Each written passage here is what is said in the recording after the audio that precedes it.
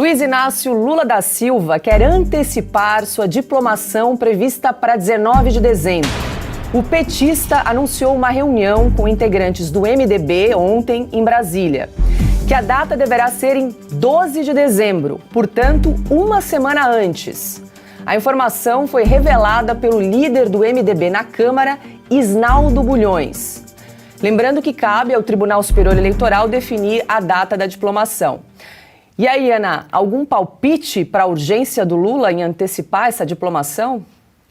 É uma pergunta que ela entra na lista de tantas outras perguntas que o brasileiro vem se fazendo. Por que tanta pressa? Por que tanta pressa não apenas para essa atitude, para essa ação, mas por que tanta pressa para a PEC fura-teto? Né? Muita gente falando PEC fura-teto, mas aquilo ali é a verdadeira PEC kamikaze, a PEC bomba. Por que tanta correria? Né? A equipe aí, o grupo de transição composto por quase 400 pessoas, por que tanta pressa, tanto falatório de colocar tanta gente ali para já ir alojando as pessoas em possíveis cargos, né? Não sabemos se Lula vai subir a rampa ou não, ainda continuamos com as perguntas sobre a eleição, sobre a lisura da eleição, continuamos com essas perguntas sem respostas. E aqui, mais uma vez, eu falo sobre as manifestações que estão por todo o Brasil. Essa correria do Lula é por causa das manifestações, já que ele foi eleito, Paula, com 60 milhões de votos, por que essa gente não está na rua, confrontando quem está questionando todo o processo eleitoral? Quando eu falo todo o processo eleitoral, não são as urnas em si naquele domingo, mas todos esses meses que um candidato teve o caminho aí tranquilo, pavimentado de forma tranquila, com decisões jurídicas aí brandas, enquanto o outro candidato sempre teve a provocação do judiciário, a perseguição do judiciário, né, o sistema acusatório, como Augusto estava falando, completamente esquecido. Randolph entrava com uma petição no STF direto, não existe mais Ministério Público no Brasil. Então, onde estão essas 60 milhões de pessoas que votaram num candidato que foi eleito aí, né, teoricamente com 60 milhões, mas onde estão essas pessoas? Por que elas não vão para a rua para pedir que ele suba a rampa no dia 12 de dezembro? Vamos lá, senhor Lula, vamos fazer o L dia 12 de dezembro. Onde estão essas pessoas? São perguntas que estão muito incômodas, né? A própria lisura, o sistema eleitoral, a maneira como foi conduzida toda essa eleição, as pessoas de um lado estão nas ruas. As pessoas do outro lado, onde elas estão? Elas estão num grupo fechado de 400 pessoas tramando contra o Brasil. Mas fica aí mais uma pergunta. Por que a correria e onde estão essas 60 milhões de pessoas que votaram no Lula?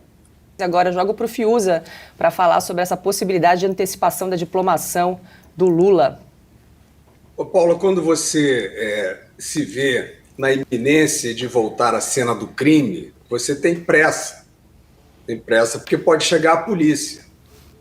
Então você precisa acelerar a volta à cena do crime, né? Porque uma vez lá você acredita que aí poderá consumar mais uma vez, né, o crime. Por isso que o Geraldo Alckmin falava em volta à cena do crime. Agora, você imagina uma situação hipotética, tá? Eu vou fazer uma ficção aqui. Eleições. Aí você tem um sistema eletrônico que não permite a auditagem, que não permite a conferência dos votos para prestar contas ao público, né? Em caso aí de incongruência ou falha do sistema, etc. e tal. Aí você tem uma população que vai aos milhões às ruas pedir este aprimoramento do sistema. E você tem o juiz da eleição que ostensivamente bloqueia isso, embarga isso. E esses juízes da eleição, que são os juízes da máxima corte desse país, estou falando isso tudo assim, uma ficção científica, né, bem remota.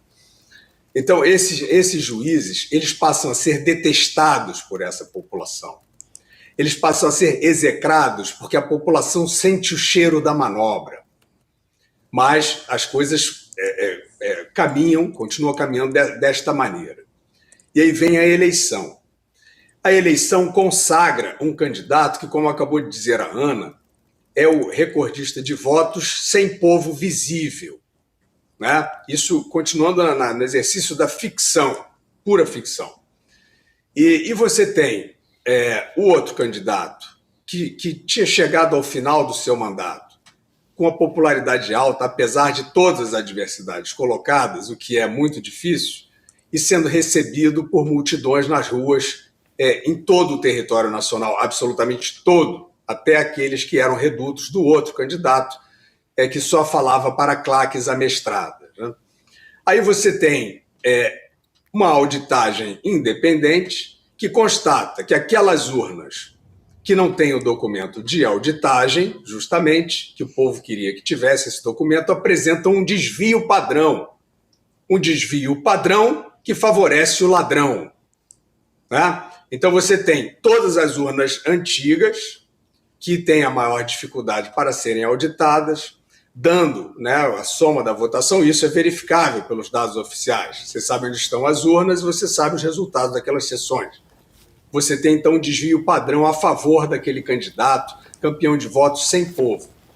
É claro que, diante de uma urdidura tosca dessa, e por isso eu digo que é uma ficção de quinta categoria, você teria os autores da manobra com muita pressa, com muita avidez, né? Com uma preocupação muito grande de consumar aquela manobra. E, é claro, vendo pela janela, né, aquilo que eles fingem não ver, que tem muita gente percebendo a manobra e não querendo que ela se consuma. E aí, Augusto? Comentar o seguinte, quer dizer, ele não nomeou, não indicou ainda o ministro da Fazenda, não indicou ministro algum até agora. Ele quer o quê? Ele quer assumir sozinho, ele está antecipando a posse, ele vai querer antecipar a posse. Né? Então, sozinho, ele vira presidente, sem ministério, sem nada, e fica esperando a data oficial. É isso. A Ana já viu qual é o motivo. Ele está querendo parar, né, interromper as manifestações que não cessam. É impressionante isso, o Guilherme também lembrou o óbvio. Né? Você não tem povo que o defenda, um presidente eleito, né, por tantos milhões, ele não consegue fazer uma passeata, uma manifestação de rua, que diga, olha, chega de golpismo, que é isso, estão querendo golpe, tem que tomar posse, então ele não consegue. Então ele está querendo antecipar isso aí,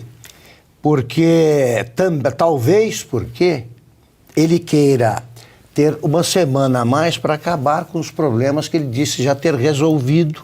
Ele não está nem aí para a pobreza brasileira, e isso é especialmente assombroso, porque ele já foi pobre. Quem já foi pobre e não tem nenhum tipo de misericórdia pela pobreza é uma figura detestável, para dizer o mínimo, e não pode governar país nenhum. Ele, depois de 8 anos de governo, disse que tinha acabado com a pobreza. Depois ele ganharia muito dinheiro das empreiteiras que financiavam palestras onde ele repetia que tinha acabado com a fome no Brasil. A Dilma Rousseff afirmou em seguida que tinha acabado com os miseráveis. Ela só não tinha resolvido a situação de miseráveis que não se deixavam encontrar. Eles estavam sumidos. Ali ninguém, de repente, eles apareciam num cruzamento qualquer de alguma cidade grande ou menor. Né? Miseráveis nunca faltaram ao Brasil, infelizmente. Eles disseram isso e agora volta o Lula a dizer que o Brasil tem 35 milhões de famintos. O que é que aconteceu? Esses famintos surgiram com os governos da Dilma, do Temer e do Bolsonaro. É isso, a fome não tinha acabado.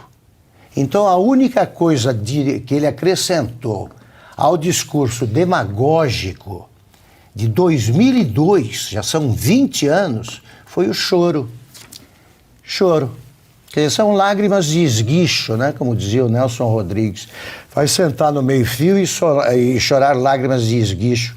É um choro tão comovente quanto do Gilmar Mendes, que nós homenageamos aqui já em outro programa há algum tempo. Você acredita que ele consegue extrair alguma lágrima, tá, porque ele tem pena de alguém que não come no Brasil? Nenhuma. Ele não pensa na fome, não. Ele pensa no voto das pessoas que ele tenta enganar. E ele quer tomar posse mais cedo, para quê? Para acabar com a fome? Não. Para enriquecer mais. O projeto pessoal dele de ficar rico, ele realmente acabou com a fome da família dele, acabou com a pobreza dos irmãos, né, e tornou milionários aí todos os que carregam esse sobrenome.